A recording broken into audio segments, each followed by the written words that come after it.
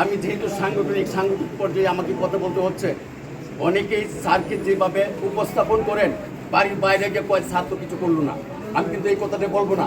বিগত 17 বছর স্যার ছিলেন না, এখানে যত নেতাকর্মীরা আছে এদেরকে আপনাকে চিহ্নিত করতে হবে, এই নেতাকর্মীদেরকে মূল্যায়ন করতে হবে এবং এদের মাধ্যমে উন্নয়নের আশা করা যাবে।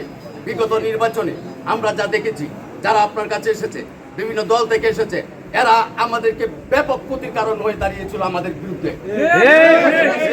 স্যার আপনাকে মনে রাখতে হবে, আমি এই পূজাতে এই বাড়িতে আমি কিন্তু বিশাল একটা অপমানিত হয়েছিলাম আমার ইউনিয়ন সভাপতি সেক্রেটারি সকলকে নিয়ে।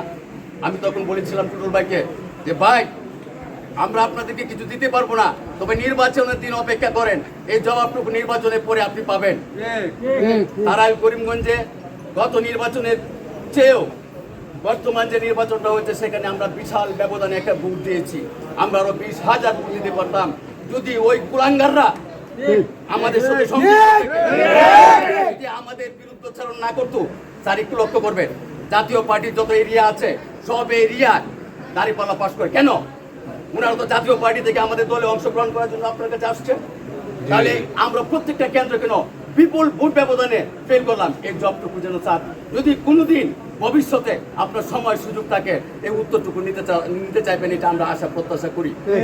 পাশাপাশি উন্নয়নমূলক যত কর্মকাণ্ড হবে স্যার সবগুলোরই একটা সিস্টেম লাগে, একটা সিস্টেম ছাড়া হয় না।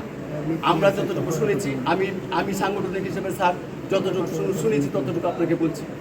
উপজেলা উন্নয়ন কমিটি হয়েছে, ইউনিয়নে উন্নয়ন কমিটি হয়েছে, কিন্তু এই উন্নয়ন কমিটির বলছি তারা কি উন্নয়ন কমিটি কখনোই 100-200 মানুষ দেওয়া হয় না, নির্দিষ্ট সংখ্যায় সীমাবদ্ধ।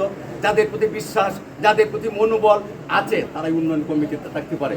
পাশাপাশি আজ 10 বছর ধরে যে কারণে তারাই বিএনপি দ্বিধা বিভক্ত, সেই কারণটা হচ্ছে প্রত্যেকটা ইউনিয়নের সমস্যা রয়েছে তৃণমূলের সাথে নেতাকর্মীরা।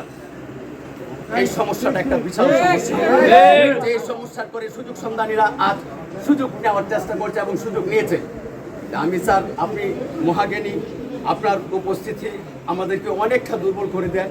আর ন্যায়পরায়ণতা, এখানে যত বিএনপি নেতাকর্মী আছে যারা ত্যাগী নেতাকর্মী, এরা কোনোদিন কোনো অন্যায় করেছে বলে আমার জানা নাই। এরা দলের সিদ্ধান্তের বাইরে কোনো কাজ করেছে বলে সেটাও আমার জানা নাই। এরা শুধু দলের হিতাকাঙ্ক্ষী, দল যেদিকে উন্নয়নের দিকে যাবে এরা সকলে মিলে সেই দিকে যাওয়ার চেষ্টা করে। স্যার আমি বয়স কম, আমি দীর্ঘ 17 বছর নির্যাতনের শিকার হয়েছি, পুলিশে জেল থেকে বেরিয়েছি। আপনি আমার খবর নিয়েছেন শুধু আমেরিকা থেকেও। সর্বশেষ কথা হলো স্যার তারাই বিএনপিকে উজ্জীবিত করে।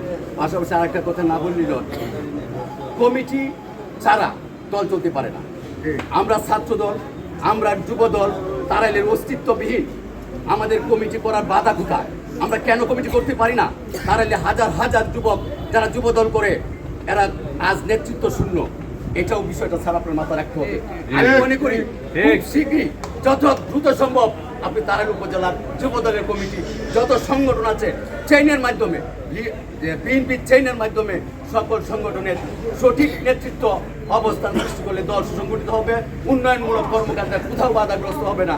এই বলেই আমি আপনার সুস্বাস্থ্য কামনা করে সকলকে ধন্যবাদ জানিয়ে আমি আমার সংক্ষিপ্ত বক্তব্য এখানে শেষ করলাম। ধন্যবাদ।